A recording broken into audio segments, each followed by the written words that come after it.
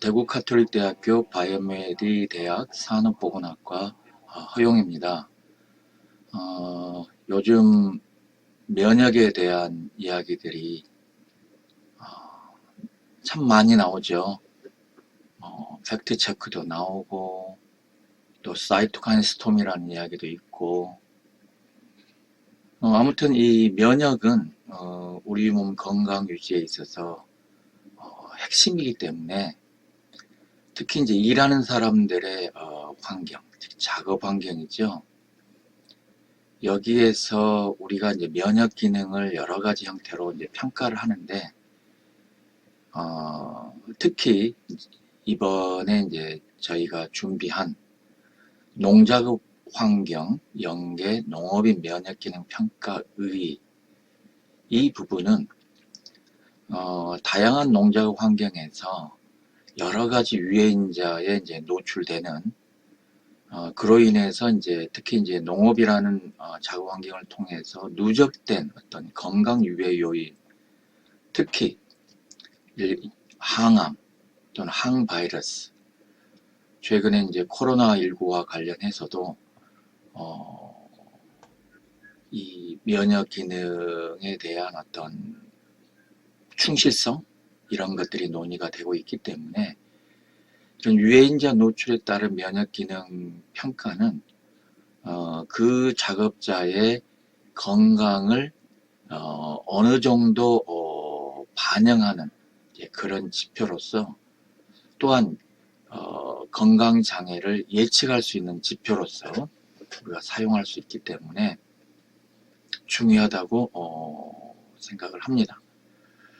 그래서 이 본 어떤 강의 또는 특강이라 할까요?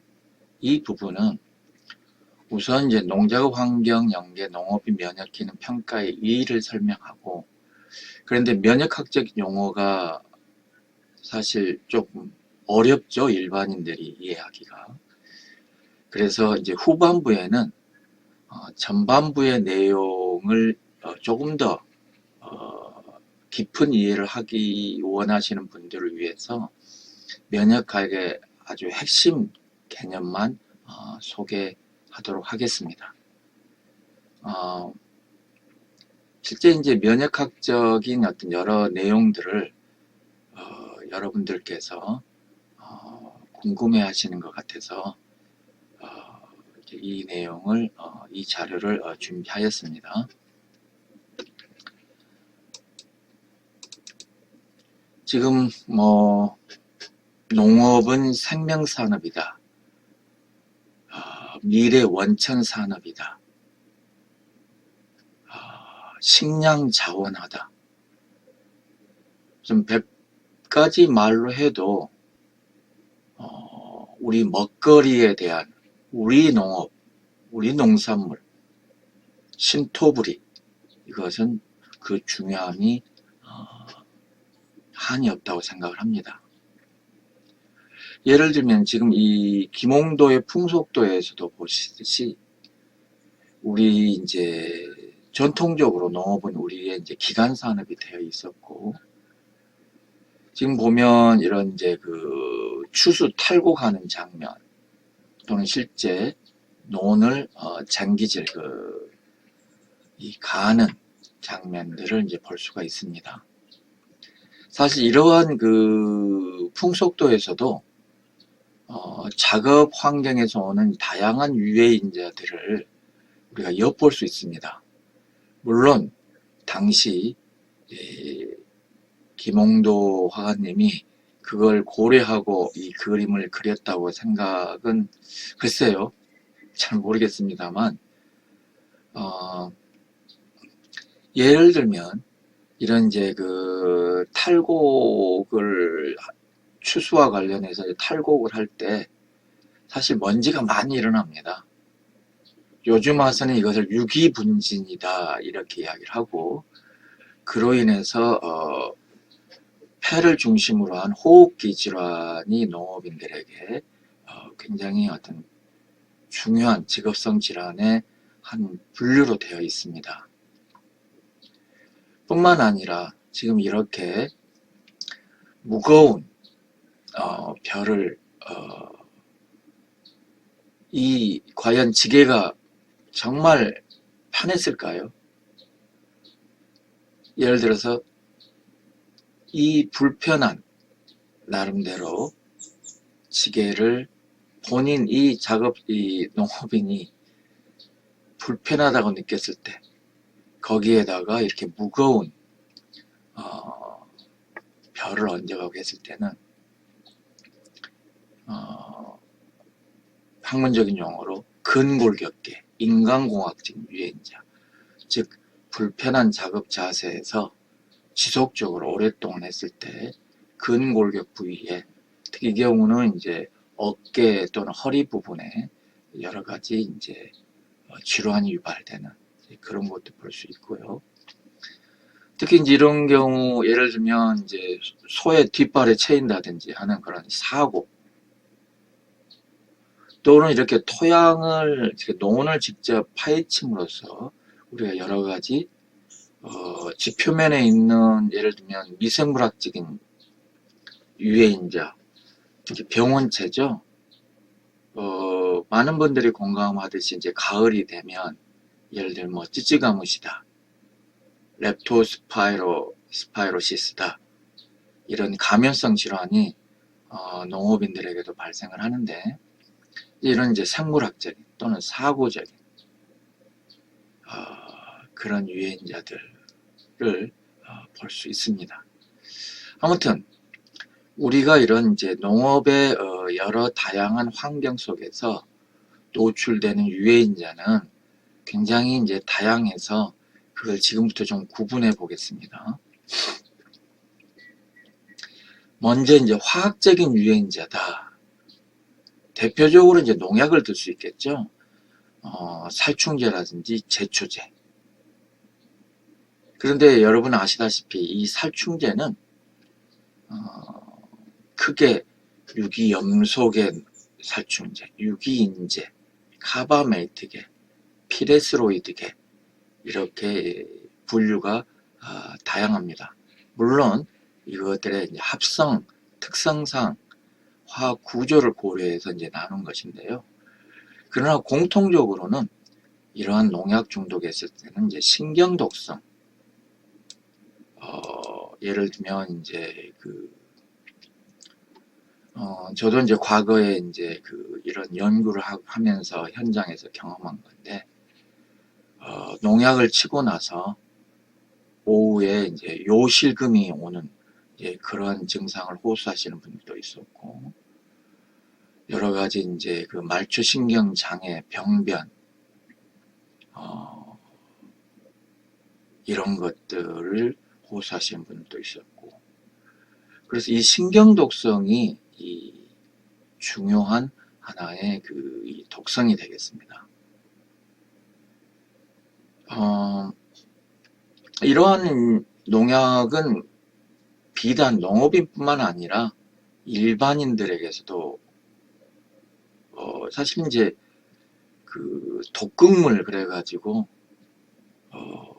말씀드리기 죄송합니다만 뭐 자살을 할 때 농약을 마셨다, 또는 사고적으로 부엌에 농약병이 있었는데 그게 이제 밀가루인지 알고 부침개를 만들 때 밀가루가 부족해서 그걸 섞어서 먹고 급성 농약 중독에 집단적으로 걸렸던 그런 것이 보고된 적도 있고요. 아무튼 이런 농약이 이제 이 화학적 유해인자로서 이제 으뜸인데, 특히 이제 유기염소계 이 농약 같은 경우는 내분비계 장애물질로 많이 보고가 되어 있습니다. 이 내분비계 장애물질이라는 것은 예를 들면 이제 호르몬이죠. 호르몬과 유사한 구조를 갖고 있거나 또 기능적으로 호르몬과 유사한 기능을 수행하면서 정상적인 우리 몸에 분비되는 이 내분비계 호르몬의 정상적인 기능을 방해해버리는 이제 그런 특성을 이 농약이 갖고 있습니다. 그래서 여러분들 이 침묵의 봄이라는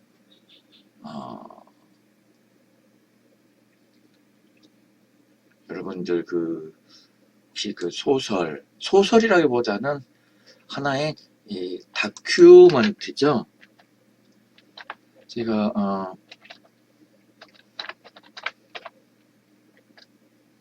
여기 보면 이제 사일런트 스프링 잠시 보시면 이 레이첼 칼슨이라는 분이 결국은 살충제 특히 그 중에서도 유기염소계의 이 환경 생태계의 파괴에 얼마만큼 중요한 해악이 있는지를 고발했던 그런 일종의 고발 다큐멘터리입니다. 사일런트 스프링. 우리나라에는 이제 침묵의 봄이라고 해서 번역 출간이 돼 있고요. 한번 보시죠. 침묵의 봄. 바로 나옵니다. 이렇게. 그래서 혹시 시간이 되시면 이 책을 한번 읽어보시면 살충제들이 식물뿐만 아니라 특히 동물 생태계에 어떠한 독성을 그로 인한 영향을 초래했는지 아주 디테일하게 고발하고 있습니다. 다음으로 화학적 유해인자는 이제 금속을 예로 들어볼 수 있는데요. 특히 이제 많은 금속은 자연계, 특히 지표면에서 유래하고 있습니다. 그로 인해서 어떤 토양을 통해서 또는 이 토양이 이제 비산할 때 먼지로서 피부뿐만 아니라 호흡기에도 노출되는 여러 이제 금속들이 있습니다. 다음으로 이 유해가스 상당 부분이 이제 악취로 우리에게는 인식이 되어 있는데, 이런 악취는 일반 생활에서도 민원의 성격이 많죠. 그런데 이제 우리 농작업에서는 이제 축산업을 중심으로 해서 이런 악취 발생 민원이 다발하고 있고요. 그래서 축산인들 뿐만 아니라 관련 정부기관도 이 악취 저감을 위해서 상당한 노력을 기울이고 있습니다. 특히 이제 농촌진흥청 산하의 이제 국립축산과학원에서는 지속적으로 악취 저감을 위해서 시설 개선을 한다든지 아니면 사료 개선을 한다든지 아무튼 저감제를 개발하는 그런 노력을 지속적으로 기울이고 있는데요. 이런 악취의 주요 성분은 크게 이제 황화합물, 인돌 계열 화합물, 스케톨 같은 경우, 또는 프로피온산과 같은 휘발성 지방산, 그 다음에 질소가 주가 되는 암모니아나 아민 계열의 화합물을 크게 나뉘는데요. 이런 악취는 이제 신경계 이상, 특히 스트레스 유발, 그와 관련해서 혈압을 증가시킨다든지 하는 심혈관계 증상, 또한 이제 면역 체계에 대한 영향도 저희 연구진이 지속적으로 규명하고 있습니다. 또한 이제 강산 강알칼리에 해당되는 일종의 부식작용을 가져오는 것이 있는데, 여기 보시면 무수, 암모니아, 비료, 주로 이제 비료 계열입니다. 그래서 이게 이제 물에 보통 희석해서 뿌리곤 하는데, 이럴 때는 이 눈이나 피부 또는 점막에 화상과 같은 아주 자극성이 강하죠. 이런 어떤 독성을 가져오기도 하고요. 특히 이제 호흡을 했을 때 이를 통해서 이제 노출되면서 이 상기도 점막의 어떤 이 자극이 심한 결과 부종, 그로 인해서 지식까지도 초래할 수 있는 그런 측면이 있습니다.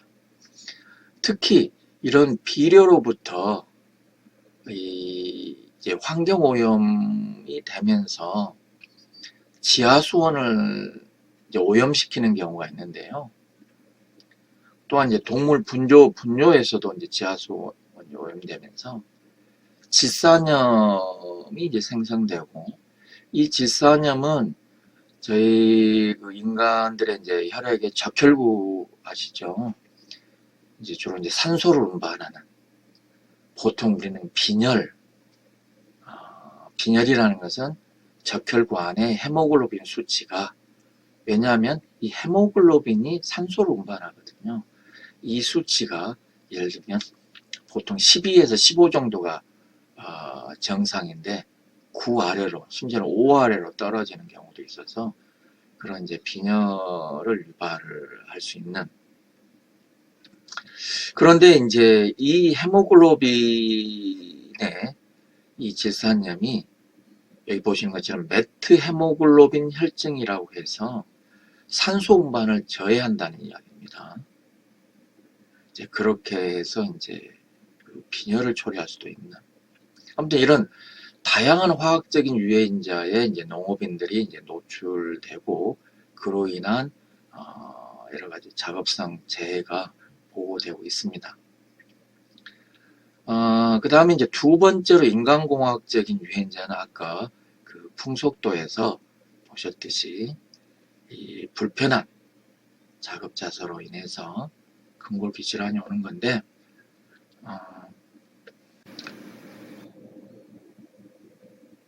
지금 이제 이러한 이제 근골격계 유해인자의 경우는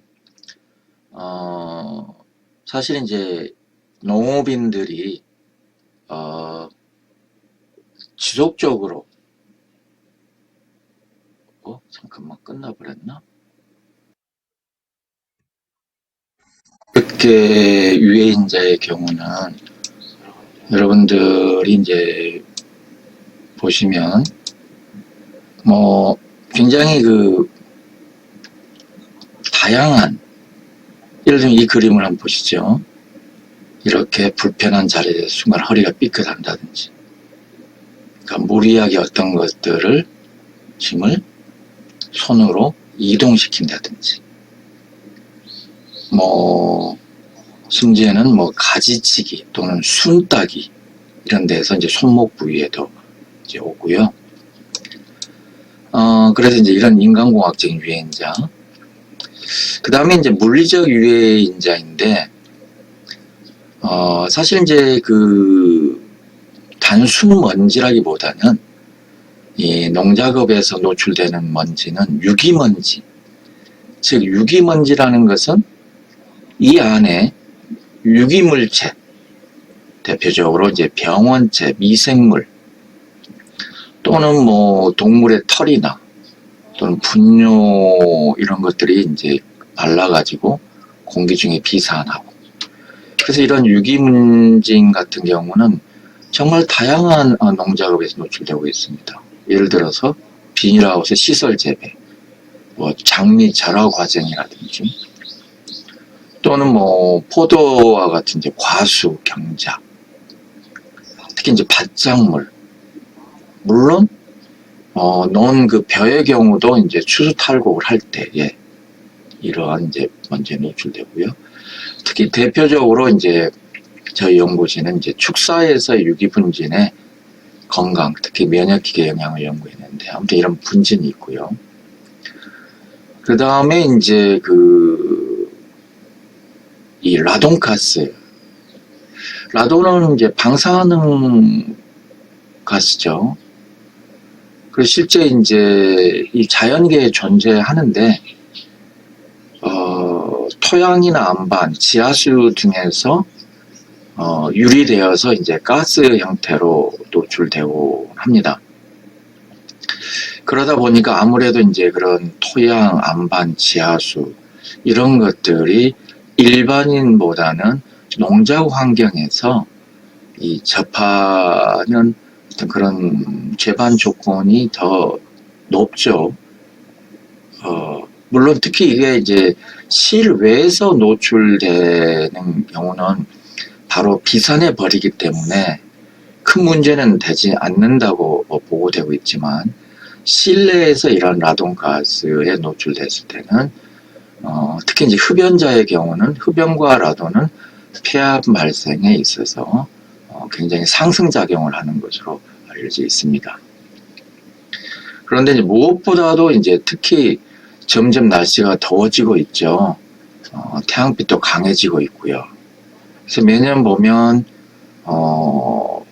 밭에서 그 햇볕이 내려질 때, 특히 오후 1시에서 3시 사이 아주 햇볕이 강할 때 보호막 없이 또는 보호 모자라든지 이런 것이 방어 모자가 없이 작업을 하다가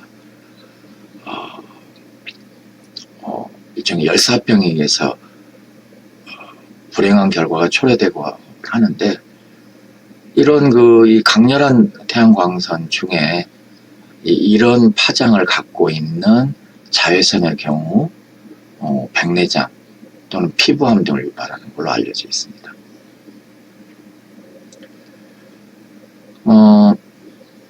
다음으로 이제 생물학적 유해인자를 들어볼 수가 있는데, 이제 이건 말 그대로 이제 병원체 생각하시면 될 것 같아요.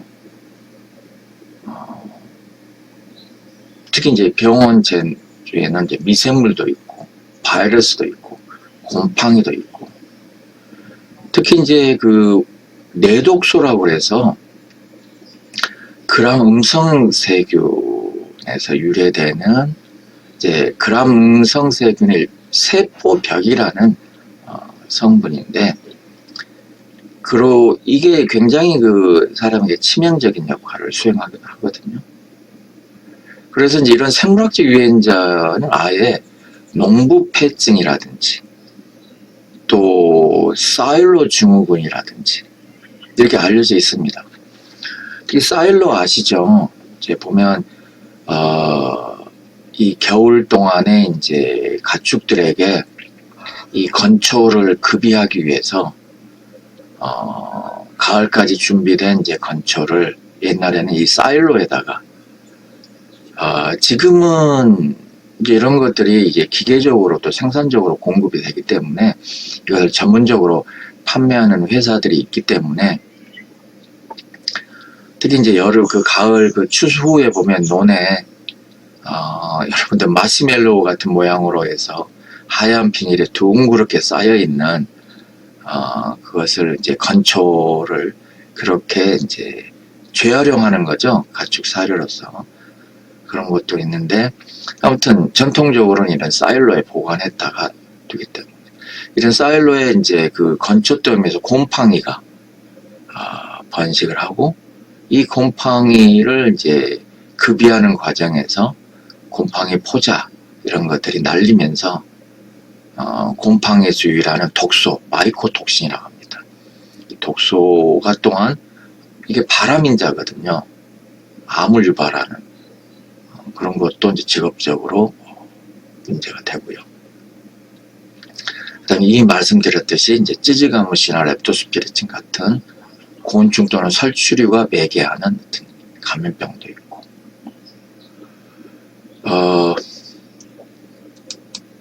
특히 이제 저희가 최근에 와서 주목하고 있는 것이 농업인들의 이제 그 폐질환과 관련해서 이 유기분진이 문제다. 그런데 이 유기분진이란 뭐냐 하면, 여기 보면 사육동물의 털이나 또는 분뇨, 사료, 깔집, 축산에 기생하는 진드기나 바퀴벌레, 분비물, 분변 등에서 유래되는 미생물 또는 독소, 화분 등이 비산하여 작업자나 동물의 호흡기로 들어가게 되는데 이를 유기분진이라 한다. 전부 유기물이죠. 그래서 유기분진이라고 하는데 사람에게 있어서는 이제 천식, 직업성 천식, 만성 폐스성 폐질환, COPD라고 하죠. 이제 농부증을 유발할 수도 있고요. 이런 그 건강장애는 사육하는 동물들에게서도 일어납니다.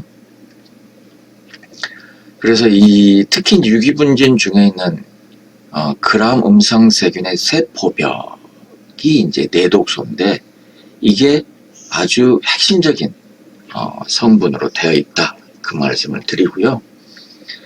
그래서 이제 뿐만 아니라 동물에게서는 이제 특히 그 산업동물의 경우는 증체를 시켜야 되는데 체중이 늘어나야 되죠. 증체율이 저하가 된다든지 돌연사, 쇼크와 관련 그래서 폐사가 되는 또한 예를 들면 구제역이라든지 이런 것들에 대한 방어력을 저하시키는 그래서 특별한 관리가 필요한 걸로 되어 있습니다. 그래서 여기서 잠시 여러분들이 계속 그람 음성세균을 이야기 드렸으니 그것을 음성세균을 한번 그림으로나마 잠시 보시겠습니다. 이게 이제 그람 음성세균의 이제 세포벽인데 여기 보면 요 부분입니다. 요게 영어로 LPS 라이포폴리세커라이드 이렇게 되어 있는데 뭐 흔히 그냥 내독소 이야기합니다. 그러니까 단순하게 특정 세균의 세포를 이루는 껍질 성분이구나 그렇게 이해하시면 될 것 같습니다. 그런데 이 내독소는 참 유별난 놈이라고 생각합니다. 제가 여기 야누스 말해 동전의 양면 선하고 착하고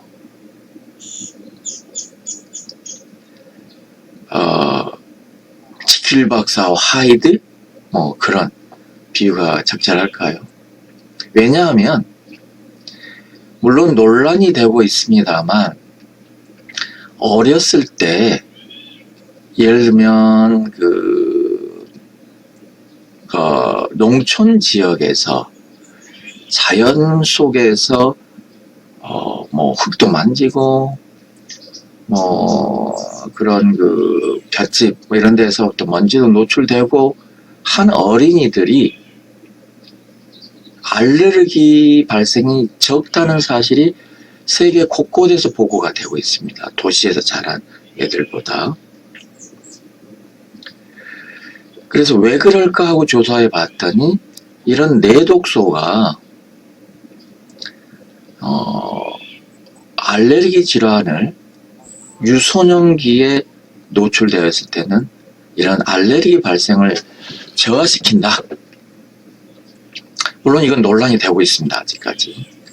그래서 이것을 우리는 유생학적인 이론, 즉 너무 깨끗한 데서 성장을 하게 되면 나중에 성장 후에 사회생활을 통해서 본격적으로 어떤 여러 다양한 유해인자에 노출되어 있을 때 방어력이 튼튼하지 못하다.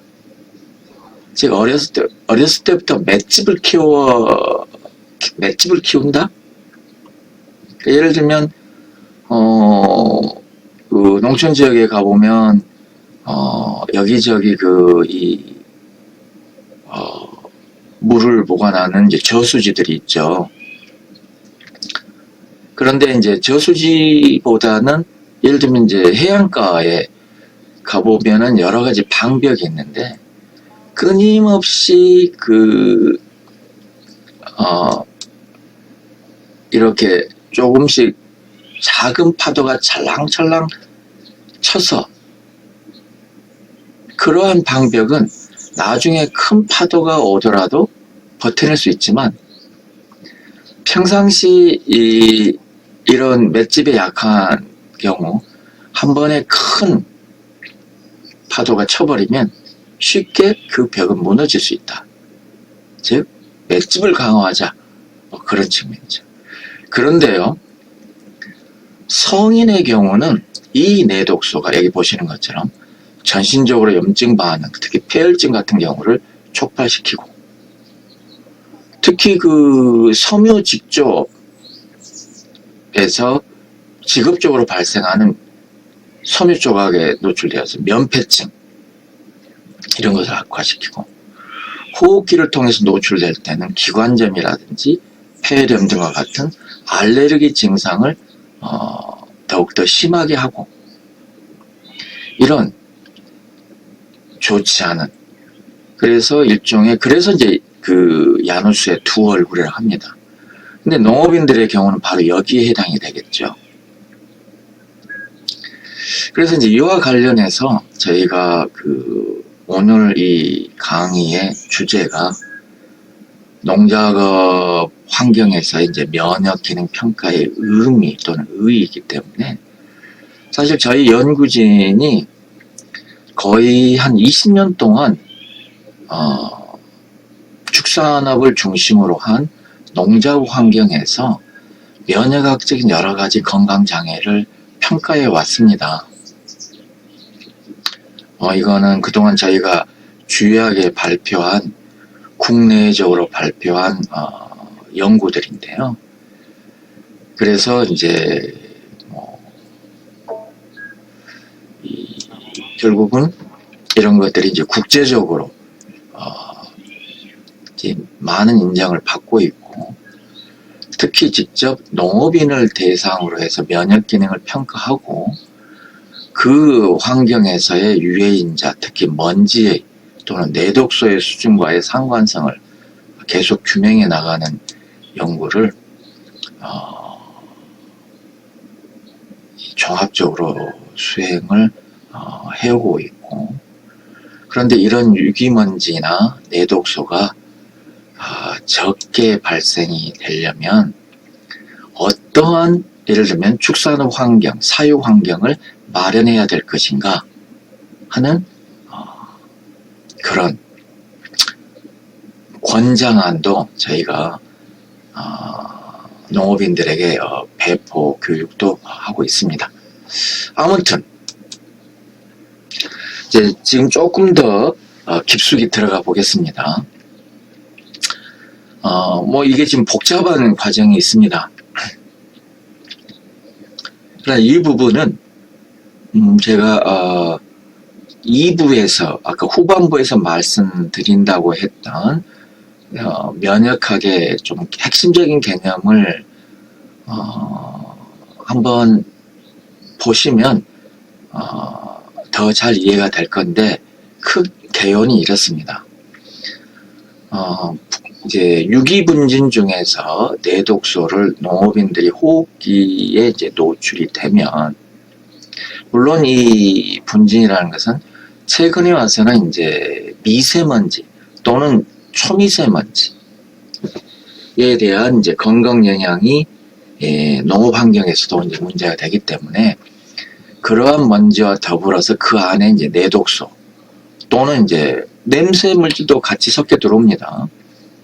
아무튼 호흡기를 통해서 노출되면 저희의 가설은 면역 기능을 뒤틀어 가지고 면역 기능의 정상적인 항상성을 뒤틀어서 그 결과 항암 또는 항바이러스의 면역력이 저하되고 반면에 아토피 체질화가 심화된다 하는 것이 지난 거의 20년 동안 저희가 증명해 온 가설입니다. 상당 부분 원인 결과적으로 증명을 해낸 연구 결과를 국내적으로 발표해서 공감을 얻고 있습니다.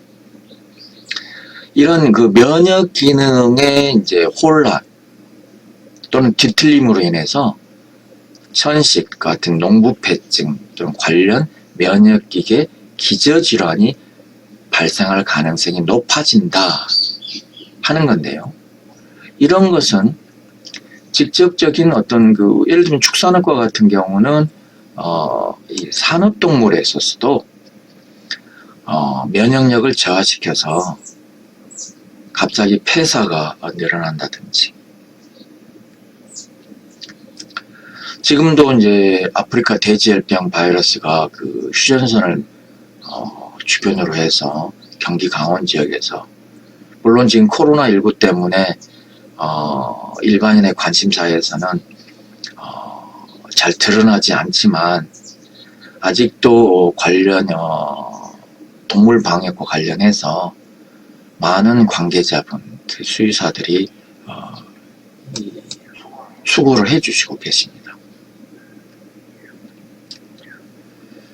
아무튼 이런 것을 보면 결국은 사람과 동물과 농작의 환경이라는, 요즘 보면 이것을 원 헬스라고 합니다. 여러분들 지금 이제 앞으로의 건강은 우리가 원 헬스, 자, 코로나로 주목받는 원 헬스를 아시나요? 기타 여러 가지가 나오는데, 제가 이왕 코로나가 나왔으니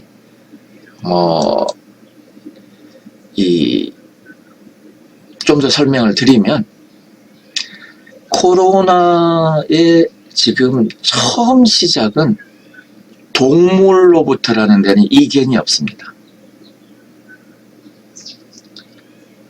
박쥐일 수도 있고,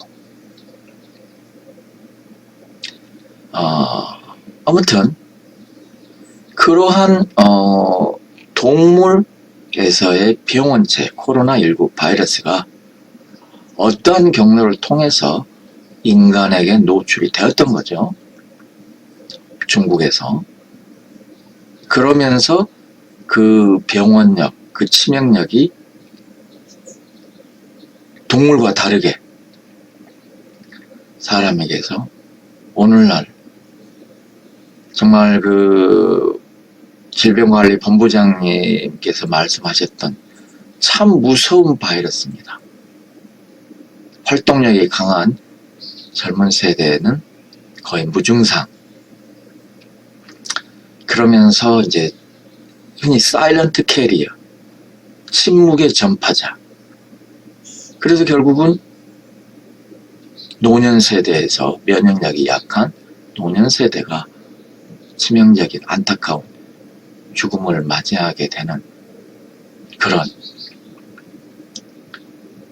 오늘도 학교들 등교 문제가 심각하게 주요 뉴스를 점령을 하고 있는데요. 아무튼 이 원 헬스라는 것은 결국은 사람의 건강과 동물의 건강, 그리고 이 사람과 동물이 공존한 이 환경, 이 세 개를 포괄적으로 관리해야지 궁극적으로 인간의 건강이 확보되고 보장된다는 게 됩니다. 인간의 건강만을 따로 떼어서 이제는 생각할 수가 없다. 코로나19에서 정말 제대로 보고 있습니다. 특히 환경과 같은 경우는 다중이용 시설, 노래방, 요양병원 에서의 어떤 이런 다중이용 시설 환경, 집단 전파의 어떤 핵심, 동물로부터 유래되었고, 그래서 사람, 이것을 동시에 고려해서 관리해야 된다. 이게 이제 원 헬스 개념인데, 이게 바로 면역 기능은 그 원 헬스에 아주 깊숙이 자리 잡고 있는, 그로 인해서 인체 면역 기능을 강화해야 되는데, 농작업 환경에서의 유해인자가 그런 면역 기능을 흔든다는 겁니다. 아무튼 이런 면역 기능이 뒤틀림 현상을 통해서 농업인들에게 물론 여기는 지금 분진만을 이야기했습니다만 농약도 마찬가지고 농업인들에게 노출되는 여러 가지 건강 유해인자들에 의해서 또한 최근에는 지금 아마 언론에서도 보도가 됐습니다만 학교가 개학이 안 되는 동안 학교에 이제 급식 재료원으로 이 납품을 했던 친환경 농산물 식재료들 이런 걸 납품 못하니까 일부 지자체에서는 드라이브 스루로 저가 판매를 해서 국민의 어떤 협력을 구하고 또 극단적인 경우는 이제 갈아엎어버리는 그로 인해서 많은 농업인들이 이제 스트레스를 받는 거죠.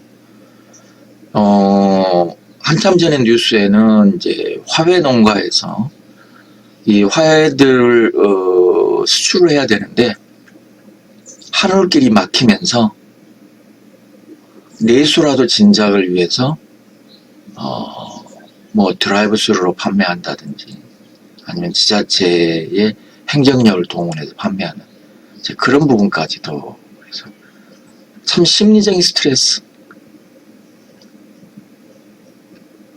이것도 면역력을 흔드는 중요한 그러니까 우리가 직업병의 유해인자로 말하는 화학적인, 물리적인, 생물학적인, 인간공학적인 또 심리적인 유해인자가 농업인들 역시 고스란히 그대로 앓고 있다 이야기입니다.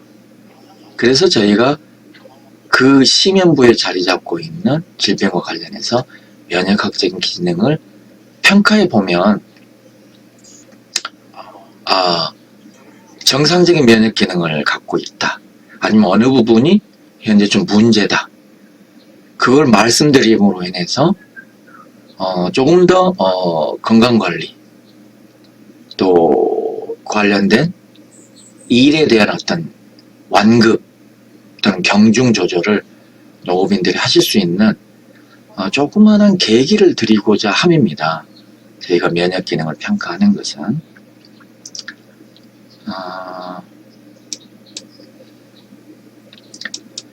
그래서 몇 가지 간단하게 어떤 것을 보는지 한번 실제 자료를 가지고 저희들이 생성한 자료를 가지고 또 국제학술지에 발표한 자료를 가지고 간단하게 설명을 드리겠습니다. 예를 지금 여기 보시면 이 표는 토탈 더스트라는 것은 총먼지라고 합니다. 저희가 호흡기로 들어오는 총먼지, 먼지 전체.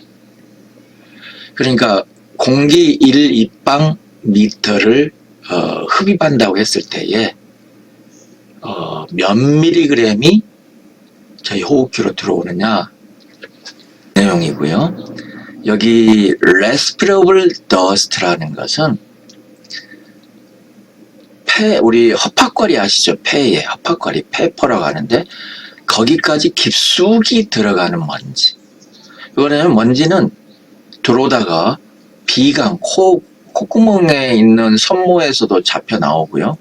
그렇기 때문에 여러분들이 이제 작업 후에 댁에 가셔가지고 코를 풀면 아마 먼지가 나온다든지 이제 그런 게 있죠. 또는 기관에서도 잡혀 나옵니다. 흔히 가래를 뱉으면 먼지가 또 나오기도 하고. 근데 아주 작은 먼지, 미세먼지, 오늘의 탑픽인 미세먼지의 경우는 허파과리까지 들어갈 수 있습니다. 그런 허파과리까지 들어가는 미세먼지량. 그리고 이것은 전체 먼지 중에 함유되어 있는 내독소의 양. 이것은 미세먼지 중에 함유되어 있는 내독소의 양. 이것을 이제 평균을 내 가지고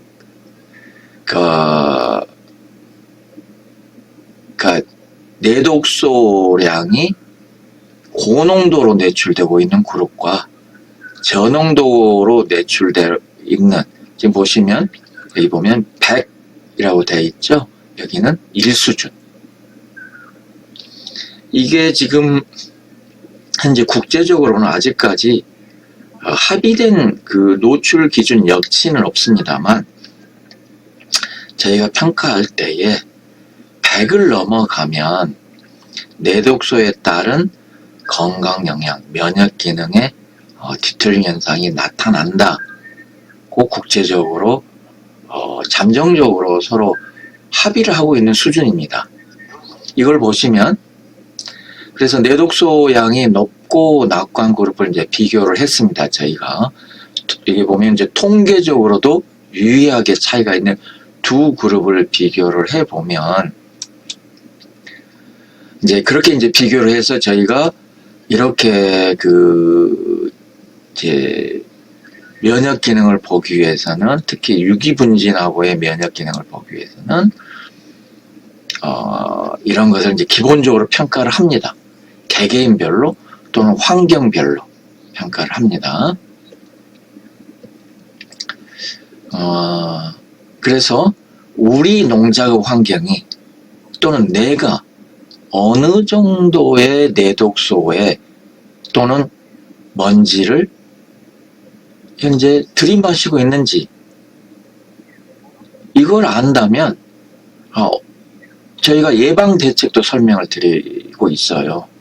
어느 작업 환경에서 이러한 먼지나 내독소가 많이 발생되니 이런 작업 환경을 개선하시고, 또 개선이 어려우면 어떤 마스크를 착용하시고, 이런 개선안도 같이 설명을 드립니다. 단순히 측정해서 끝나는 것이 아니고요. 그래서 예를 보면 지금 이제 이 경우는 이제 돈사 작업자들인데, 저희가 2001년부터 시작해서 2012년 지금도 계속 평가를 하고 있습니다.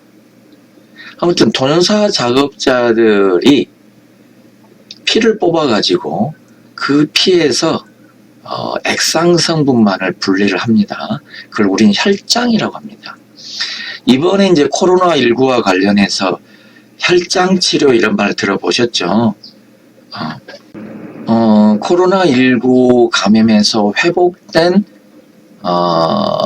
사람으로부터 혈액을 체열을 하고 거기에서 혈장 성분, 즉 액상 성분만을 분리를 한 다음에 그 액상 성분에 있는 항체, 코로나19에 대한 특정 항체를 현재 증상이 나타나고 있는 환자분들에게 주입을 하면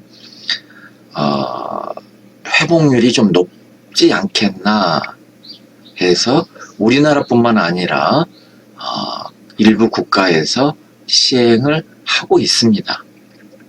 그래서 그때 들어보신 혈장입니다. 이 혈장 중에 저희는 이제 IgE, 왜 IgE를 측정을 했냐면, IgE가 이 알레르기 때 요게 올라가요. 알레르기를 매개하는 항체예요. 좀 좋지가 않죠. 이 수준을 비교해 봤더니 이런 양돈인들과 성연령 면에서 비슷하고 같은 지역에서 거주하고 있는데 축산업에 종사하지 않는, 예를 들어서 사무직하고 비교해 봤더니 굉장히 보시면 한 6배 정도 높죠. 시간이 지나더라도 점차 친환경 사육을 하고 있지만 여전히 높다는 것을 보여주는 겁니다. 그 다음에 굉장히 이제 복잡한 그림이 하나 있는데, 이 그림은 이런 겁니다. 우리 몸에 이번에 그 사이토카인 폭풍이라는 코로나19와 관련해서 최근에 이제 어린이들에서 증상이 나타난다든지, 또는 청장년층에서 코로나19와 관련해서 그 증상이 급작스럽게 진행이 되어서 치료할 틈도 없이 사망하게 되는 그런 안타까움이 있는데, 그게 사이토카인 폭풍이다 하는 그 사이토카인입니다. 근데 이 사이토카인 중에는 알레르기를, 아토피를 촉발시키는 사이토카인이 있고요. 항암, 항바이러스에 관여하는 사이토카인이 있습니다. 그 대표적인 것이 바로 항암, 항바이러스와 관련된 것이, 여기 보면 IFN 감마가 있는데 인터페론 감마, 그 다음에 알레르기 매개와 관련된 IL4나 IL13, 즉 인터루킨 4, 인터루킨 13이라는 사이토카인이 있습니다. 이 두 개를 저희가 어떻게 하냐면, 이제 농업인들이 체열에 동의를 해주시면 그 농업인들 혈액 중에 있는 림프구 중에 T림프구라고 있어요. 나중에 후반부에 면역 기능을 자세히 설명을 드리겠는데, 그 T림프구를 저희가 활성화시켜 봅니다. 일종의 흥분시켜 봅니다. 그러면 얘들이 사이토카인을 만들어내거든요. 그런데 이제 여러 가지 사이토카인을 만들어내는데, 그 결과 배양액에 나온, 합성되어서 나온 이런 항암, 항바이러스 사이토카인하고 아토피 사이토카인 IL4나 IL13하고의 상대적인 합성 비율을 한번 봅니다. 그래서 여기 이제 비율인데, 그래서 항암, 항바이러스의 사이토카인 생성이 아토피와 관련된 사이토카인에 비해서 어느 정도 많이 발생을 하고 있느냐, 이걸 보는 거거든요. 이건 이제 개개인별로 저희가 다 평가를 해서 알려드립니다.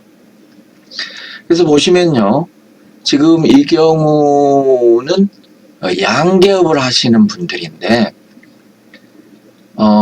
이 마찬가지로 대조군, 즉 양계업에 종사하시지는 않는, 그래서 주로 사무직에 종사하는 같은 지역 분들입니다.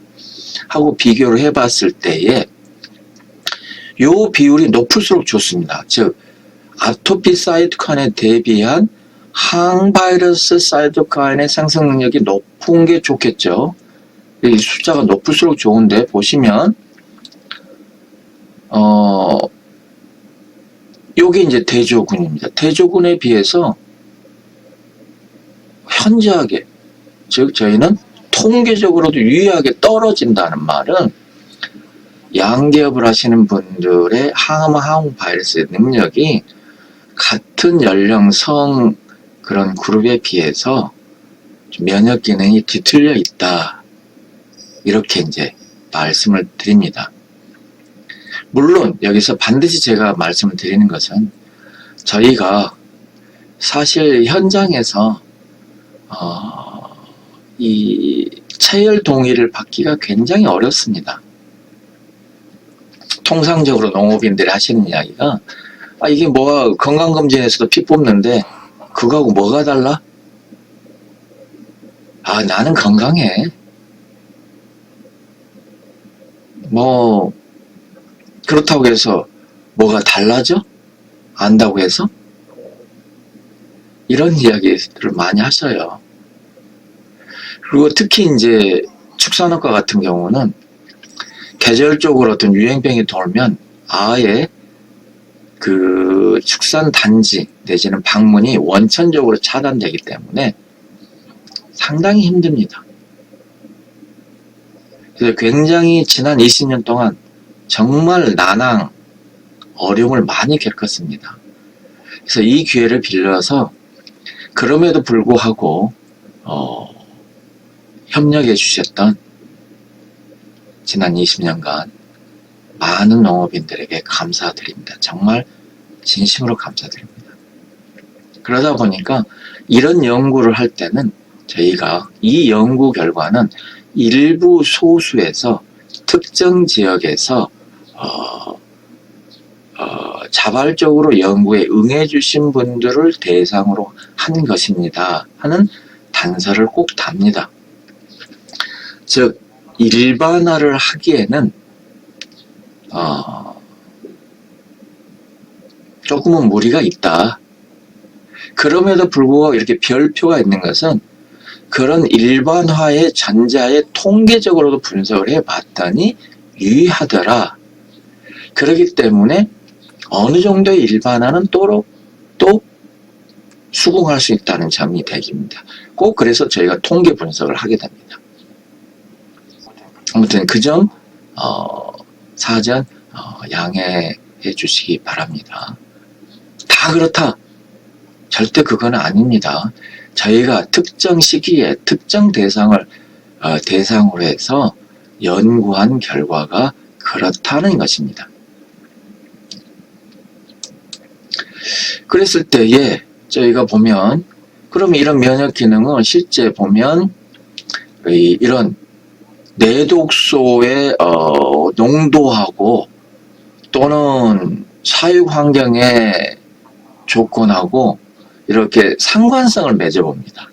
맺어봤더니 아까 말씀드린 그 항암 항바이러스 사이토카인과 아토피 사이토카인의 비가 높을수록 좋다고 그랬죠. 그런데 내독소의 농도가 높을수록 이게 떨어지더라 하는 유의하게 이렇게 상관성을 맺고 있습니다. 그래서 내독소의 노출은 하여간 농업인들에게 문제다 하는 이야기입니다. 그래서 아무튼 이런 여러 가지 오늘 이제 실험해서 이제 설명을 드리게 되는데, 자, 이런 경우를 할 때는 저희가 무작정 가서 농업인들에게 체열해 주세요 하는 것이 아니라 요즘 사람을 대상으로 하는 연구는 굉장히 엄격합니다. 보건복지부 관련 부처가 보건복지부인데 굉장히 엄격하게 관리합니다. 그래서 각 연구기관마다 예를 들면 저희는 대구 가톨릭대 내에 생명윤리위원회가 있어서 몇 명을 체열을 하고 무슨 검사를 하고 왜 이 집단에서 체열을 해야 되고 체열 시에 부작용은 없고 또 보상은 어떻게 하고 결과는 어떻게 알리고 자료는 어떻게 보관하고 개인정보는 어떻게 유지하고 이런 모든 것을 거의 한 2달에 걸쳐 심사를 합니다. 저희가 계획서를 내면 그렇게 해서 이제 승인 이렇게 해주면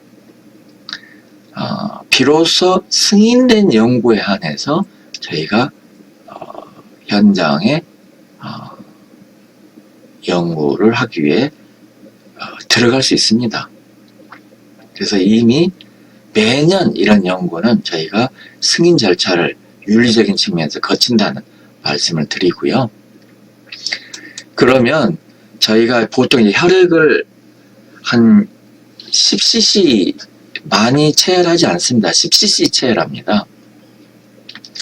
10cc를 체열을 해서 굉장히 다양한 검사를 하는데 통상적으로 한 30여 종류의 면역 기능과 관련된 여러 가지 지표치를 검사를 합니다. 실험을. 그래서 우선 간단히 말씀드리면 좀 작게 보이지만 혈액 내의 면역세포들의 분포나 숫자가 이상이 있는지 없는지 우리나라의 평균하고 비교하면서 이렇게 결과를 알려드립니다. 이게 결과지거든요. 근데 이 결과지를 그냥 우편으로 보내는 것이 아니라 저희가 설명회를 합니다. 각 개개인별로. 그래서 우선 그 그림을 이제 간단히 보시면, 지금 이 경우는 이제 작년에 저희가 이제 담양에서 농업인들로부터 이런 이제 작업 환경과 그로 인한 면역 기능 평가에 대한 연구를 수행했는데, 그리고 나서 제가 끝난 다음에 마침 그때 농업인 대학 졸업식이 있었습니다. 그래서 담양군 농업기술센터에서 시행되었던 졸업식에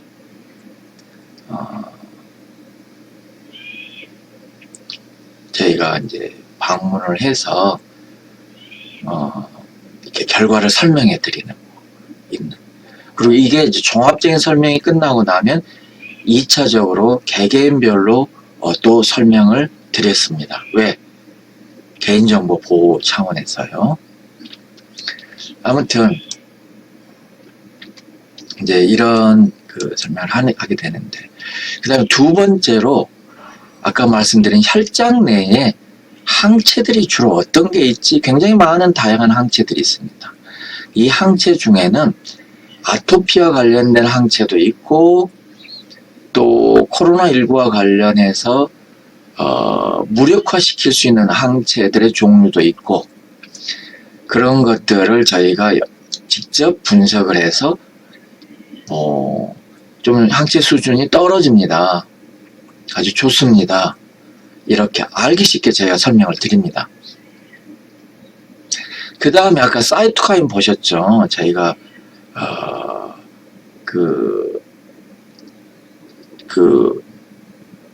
주신 혈액을 가지고 그 중에 T 림프구를 활성화시켜 가지고 여러 가지 사이토카인의 이제 생성 수준을 보는데, 다양한 사이토카인을 이제 보고, 그리고 이런 것들이 무슨 의미인지를 저희가 또 다 설명을 드립니다.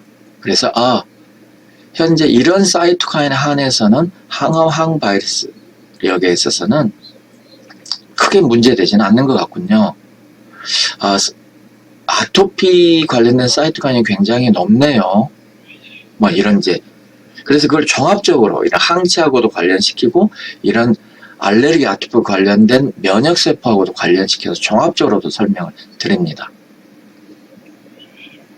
그 다음에 무엇보다도 관심이 많으신 게, 그러면 내 이 혈액, 그 정맥혈에는 면역세포들이 이렇게 큰 거 말고 아주 잘게, 그러니까 조금 더 구체적인, 조금 더 스페시픽한 면역세포들이 어느 정도 있느냐, 여기 보면, 그래서 보조 T림프구, 세포 파괴 T림프구, IgE를 생성하는 B림프구, 자연살해 세포, 뭐 이런 것들. 그런데 이 자연살해 세포에 관심이 많으셔요. 왜 그러냐면, 이거는 뭐 영어로 하면 내추럴 킬러 셀이라고 그러는데, 즉 암세포나 바이러스 감염된 세포를 공격하는 아주 핵심적인 세포입니다. 직접 공격해서 파괴해버려요. 그래서 아무래도 암이라든지 뭐 코로나19나 이런 것들, 그래서 이제 바이러스 감염에 대한 방역을 하기 때문에 이게 어느 정도 수준인지 굉장히 다양하게 나타납니다. 이렇게 해서 이제 설명을 드리고, 아울러서 심적인 유행자 관련해서 이 스트레스와 관련된 스트레스 호르몬도 저희가 상황이 허락되면 또 요구를 하시면 저희가 검사도 해드립니다. 이것도 굉장히 그 농업인들이 관심 있어 하시더라고요. 그러니까 내가 스트레스를 잘 받는 체질인지, 또 내가 현재 스트레스에 굉장히 시달리고 있는지가 비교적 설득력 있게 나오는 것 같아요. 저희가 검사를 해보니까. 그래서 아무튼 이렇게 한 그 44종, 거의 한 3, 40종류의 이제 검사를 해서 하는데, 그때 이제 이런 그 설명에 어찌 그 피치 못하게 참석을 못하신 분들한테는 저희가 이런 그 검사 항목이 주로 어떤 내용입니다 해서 쉽게 풀어가지고 같이 우편으로도 발송을 해드립니다. 그리고 보시고 나서 궁금하시면 저희 대구카톨릭대학교 보건면역학실로 연락을 주시면 상담해 드리겠습니다 하는. 그래서 아무튼 이와 관련된 설명을 해드린다는 건데요. 이제 사실 이제 이러한 연구를 저희가 한 20년 동안 해올 수 있었던 것은 정말 많은 분들이, 많은 기관이 협력을 해 주셨습니다. 그래서 이 기회를 빌어서 진심으로 감사드리고자 합니다. 가톨릭의대 김행하 교수님, 서울대의 윤충식 교수님, 박지훈 박사, 김재현 박사, 그 다음에 서울대 수의대 유한상 교수님, 서울대 농생명과학대 이인복 교수님, 그 다음에 이제 지금은 고인이 되신 동국대 의과대학의 임현술 교수님, 이관 교수님, 그 다음에 한양대 의대의 이수진 교수님, 그 다음에 한양대 공대의 김기현 교수님, 그 다음에 이민희 박사님, 전북대 공대의 서일환 교수, 그리고 같이 해주셨던 하림 양계 분야 관계자분들, 도드람 양돈 농협 관계자분들, 선진사료 관계자분들 참 많이 도와주셨습니다. 그 다음에 연구 파트너인 노동환경건강연구소의 이게 건강연구소가 건강이 빠졌네요. 죄송합니다. 임상혁 원장님, 지금은 녹색병원 원장님이십니다. 이용근 소장님, 김신범 실장님, 왜? 여러분들.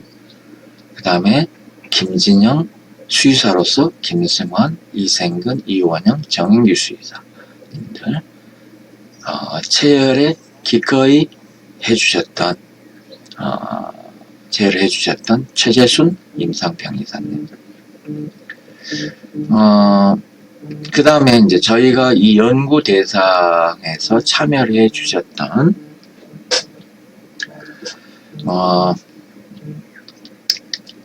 각 지자체 농업기술센터 관계자 및 농업인들, 경기도의 경우는 가평, 강화, 김포, 남양주, 안성, 이천, 여주, 연천, 화성, 강원의 경우는 철원, 양양, 충남의 경우는 논산, 보령, 예산, 충북의 경우는 음성, 진천, 청원, 전남의 경우는 화순, 해남, 전북의 경우는 김제, 익산, 임실, 정읍.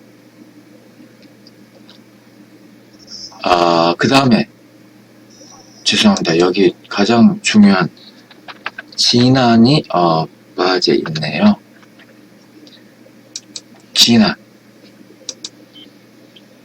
진안의 양계에 대해서는 정말 많은 협력을 해주셨습니다. 죄송합니다. 그 다음에 경남에서는 함안, 경북에서는 경주, 경산, 그리고 제주시, 전국적으로 지난 20년 동안 너무나 많은 분들이 함께 해주셨습니다. 그리고 이 연구를 뒷받침해 주시고 공동연구를 하셨던 국립농업원의 이경숙 팀장님, 김경란 실장님, 김경수 박사님, 김혜철 선생님, 신소정 연구원, 안민재 연구원. 왜? 그 다음에 국립축산과학원의 이병철 박사님, 곽정훈 박사님, 김준건 박사님, 박경숙 박사님, 오영규 박사님, 이명숙 박사님, 장윤아 박사님, 전중환 박사님, 정윤원 박사님, 최정은 박사님. 왜? 그 다음에 축산냄새연구소의 조성배 박사님. 마지막으로 본 연구를 지속적으로 그 다음에 성실하게 수행하는 대들보가 되었던 저희 보건면역학 연구실원들, 김창열 교수, 김광호 박사, 그 다음에 현재 필리핀 수의과대 교수인 로크 박사, 그 다음에 현재 국립원자력연구원의 의학연구원의 박사 재직하고 있는 이재희 박사, 그 다음에 가우탄 박사,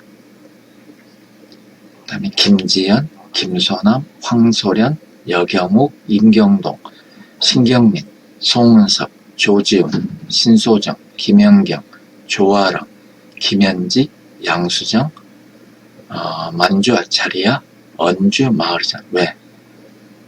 정말 이번에 이렇게 정리를 하다 보니까 저희 보건면역학 연구실에 많은 대학원생들, 연구진들이 정말 심혈을 기울여 주셨습니다. 이분들이 있었기 때문에 본 연구가 지속적으로 가능했고, 그동안 좋은 연구들을 국내적으로 다양하게 국제적으로도 검증받는 신뢰성 연구를